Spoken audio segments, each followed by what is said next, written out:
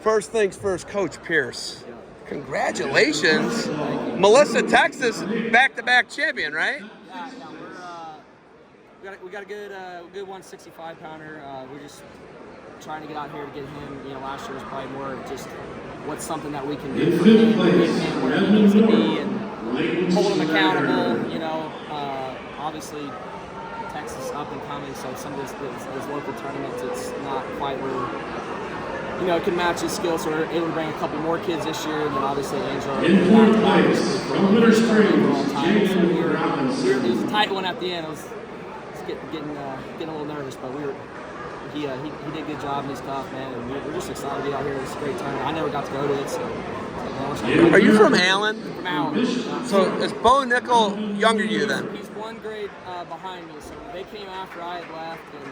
So you missed him? I missed him. We trained together, but they didn't come to this tournament until after I left. Gotcha. So you were a really good football player. I was just talking to you about that, right? I said D1, you said, no, I wasn't D1. But my brother's D1. Listen, these Ohio State people are going to lose their minds. Who's your brother? So his name's Peyton Pierce. He's middle linebacker for just another school. Our district, actually. What is the high school he goes to? He goes to Lovejoy, which is just right down the road. From Allen? Right outside of Allen. So. How far is Melissa from Allen? We're 2 towns up, and so it's always been a little small town, and it's exploding. Right now we're in the 5A division. We'll be in the biggest division in a couple years. It's always been a country town. We still don't even have a grocery store. It's trying to. The growth is just a little overwhelming for the community. So, but it's growing. And my brother Peyton, he's just right down the road as well. He was state runner-up and state champ. So he's a wrestler too. So he had a good little career. And he's gonna be a Buckeye. These Buckeyes, they're pretty serious about the football. Did you know that? I did know that. They're very serious about it. They definitely do not like Michigan. They don't. My wife's from Ann Arbor, so we hear about it. Yeah, the team up north. So. There you go. Now you're a real Ohio State guy. You're an Ohio State guy now. But being an athlete, man, you were a freak athlete. I remember seeing you. You were a 57-pounder. I remember seeing it because my nephew was a 57-pounder, and I'm like, oh man, this guy's gonna give Ian Miller from Kent State. You guys were in the same weight one year at the NCAAs, and I was like, oh, this super athletic guy who's jacked is going to give Ian some problems. You never hit, though, right? But, can you still roll with him and push him and get him in situations? Are you the main training partner for Angela? Yeah, so, we probably haven't wrestled as much this year. Some of our kids have been able to give him a little bit of a feel. I would say last year was pretty much every day.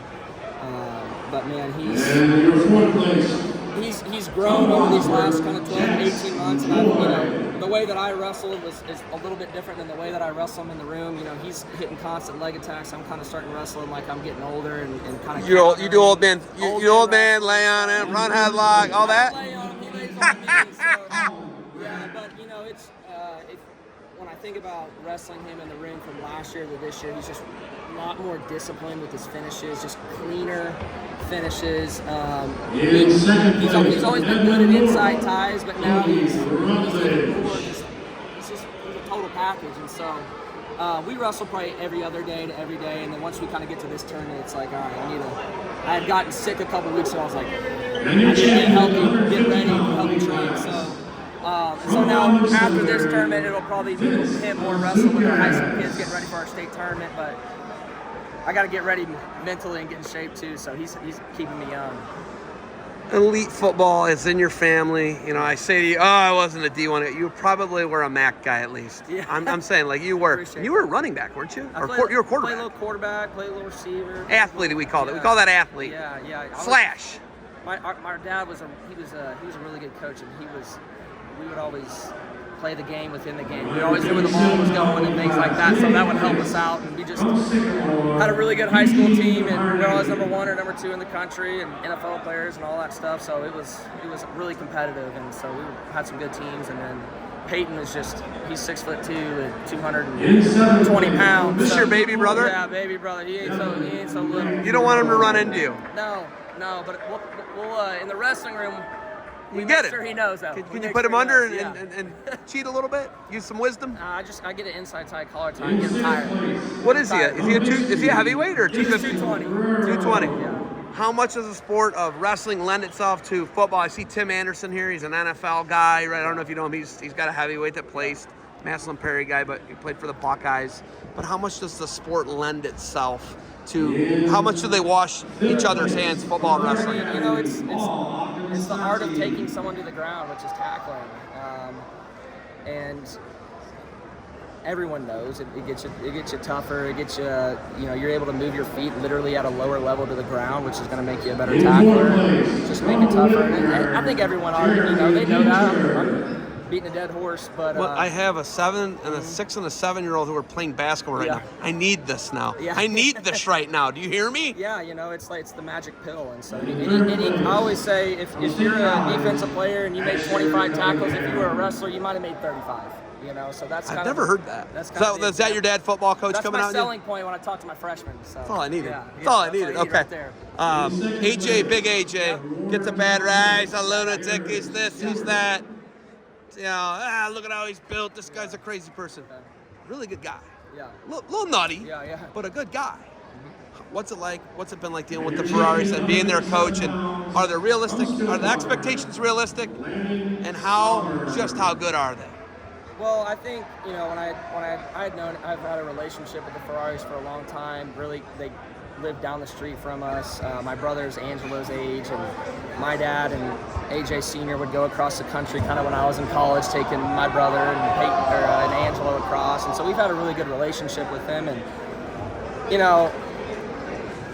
I think it's more about Angelo just being a good kid and taking hard coaching. I think with as much success as he had in a team that he was on, he had a lot of good partners. And so I think really it's just, I'm going to give it my best effort. And my kind of philosophy is if I got a really good high-level kid, I better take care of that kid and give him what he needs. And ultimately that's going to make our team better. And as far as AJ goes, man, he's got to be like one of the best cornermen I've ever seen. And so he's really high, got a high IQ about the sport. I would say that he gets kids to believe, and he brings a presence about himself that's intense, but it's fun. It's like when he's in the room and he's helping our kids coach, like they just want to work harder, and it's like just such a good motivator. And so I, as a coach, appreciate that a parent is that invested. And I think sometimes people take that the wrong way, and I look at it the exact opposite. I'm looking at it as an addition for him to help my kids, and his kids bring a different energy just when they're in the room as well. I remember last year I was like, dude, we're getting into postseason. I want you in the room, helping our kids. So we've had a good relationship, and I've known them for a long time, and I'm blessed to be able to coach someone like him. And just be around. I don't think I'll ever coach a kid like that again. And I haven't long been coaching. It's my 3rd year as a head coach, and so I don't think I'll have anyone like that kid. And just super blessed for them to put their trust in me these last couple of years. And I think I'm excited to go finish these last 8-9 weeks with our kids and have a good year and hopefully win the state championship. So. Do you have to teach, or are you just a wrestling coach? Yeah, so I teach 4 classes: world history. My fellow social studies guy. Oh, yeah. That's what I got right here. I'm a social There you studies. go. We're 7 through 12. What's your license? 7 through 12. 7 through 12. Samesies. Yeah, it's 10th grade world history. We'll do first period. We have our kind of strength and conditioning skill stuff, and then kind of individualize it depending on who the kid is and what their level is. And then in the afternoon, we have our our actual wrestling practice, and we're continually developing, and it's a full-time job. And then we have our club kids that come in after, so it's straight line development. We've got some good club coaches. Angelo's got his cousins coming up, and some more kids that are coming up, and we're excited about what we're doing. And hopefully we come here in 2 and 3 or 4 years, and some of our kids have been here a couple times, and we're having more than just one place or one champ. So I'm excited. I remember seeing you, and I was always worried about the matchup with my nephew, Ian Miller, and I was like, yeah, this dude's legs are ridiculous. Can you still squat a Volkswagen? I don't know, man. I don't hit the squat too much. I'll front squat in the off season with the kids a little bit. I don't do no back squat. Can little baby Pierce outlift you in all the lifts? He can outlift me. He's got some big old legs. The Buckeyes are going to love to hear that. You know that, right? So they want a powerful middle linebacker. Yeah, he can fill a gap, that's for sure. And he's got some good power to him, but I stick with just the wrestling, and then the off season I'll get a little upper body lift in. That's about it. So. Okay, man, this has been enlightening. I've only ever seen you and been like, it's a bad matchup for my nephew. And now it's good to put a personality with it. You got anything else for me, Coach? No, we're happy to be here and happy to represent our state, and hopefully we keep coming back out here, and just appreciate the interview. Coach Pierce, thank you for the time. Good luck. Go Shilstroke Studies. Absolutely. And go Buckeyes. That's right, baby. Go Bucks.